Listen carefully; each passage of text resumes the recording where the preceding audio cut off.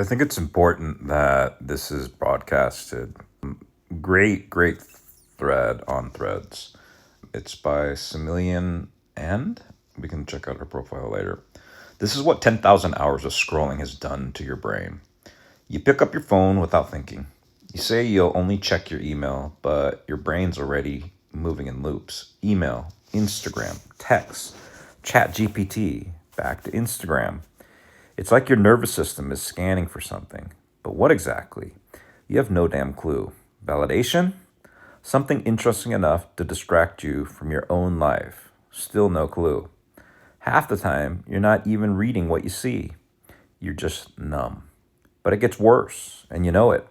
The day goes on. You can't sit in the doctor's office without pulling out TikTok.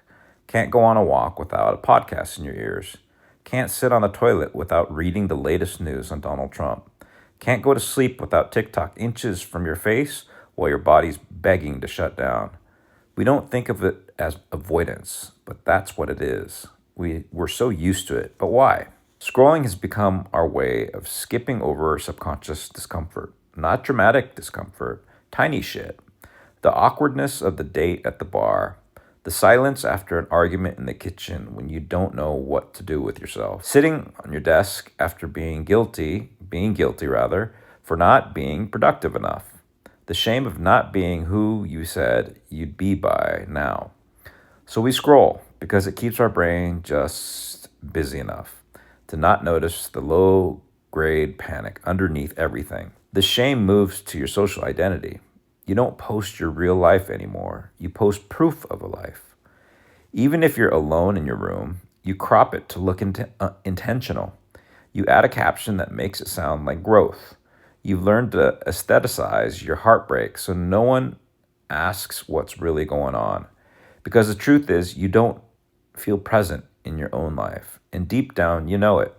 But you still want credit for it. And I don't blame you. It influences our career too.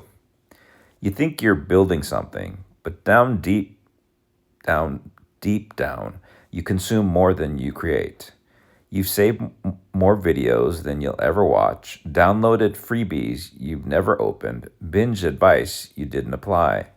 You feel informed but directionless, like you're always preparing to start, but never actually starting. Deep down, you know that the real fear isn't even failing. It's finally trying and realizing you can't focus long enough to follow through. Most people you admire are the same way. Sometimes you jump between 5 identities a day. One account makes you want to quit everything, move it to the woods. The next makes you want to build a media empire. Then you see a mom vlogging her mornings and start questioning all your life. By lunch, you want to be rich and private. By dinner, you're watching a cheesy productivity guru tells you you're wasting your 20s and 30s.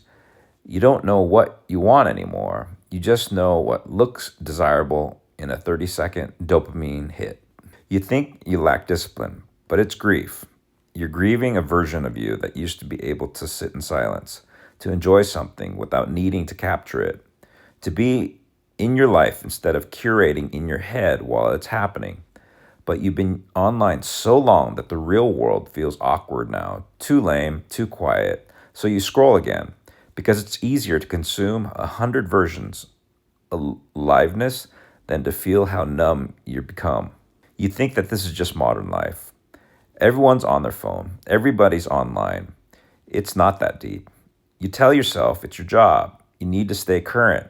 You're just decompressing. It's no different than TV. You tell yourself you're learning, you're inspired, that it's better than chugging tequila at a nightclub and hooking up with strangers. And sometimes that's true, but the truth isn't the actual problem. The problem is everything you're not saying. Like the fact that you don't feel happy afterward. You finish scrolling and feel worse, not better. You feel behind. You feel like everyone else has more clarity, momentum. You feel like your day disappeared and you can't remember where it went. You tell yourself it's fine because you're still getting things done. But getting things done isn't the same as feeling alive in your life. And deep down, you already know that. And maybe the hardest part of this part to admit is this. You know it's happening. You're not clueless. You know that your brain has changed. How your attention span is worse than ever.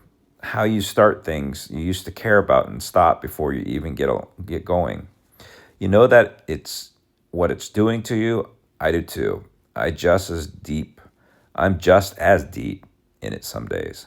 But the more I pay attention, the more I realize it's not really the phone. It's that we don't know how to be with ourselves when there's nothing to look at, nothing to escape, the part of the day that feels boring and vanilla. I don't think we're avoiding silence. I think we're avoiding whatever would come up if we're actually sat it in, if we actually sat in it. And maybe that's what we need more of: silence. Dopamine that doesn't make us feel like we're losing time. Because if we don't choose it on purpose, we'll keep choosing the version of the life that performs better but feels worse. Impressive.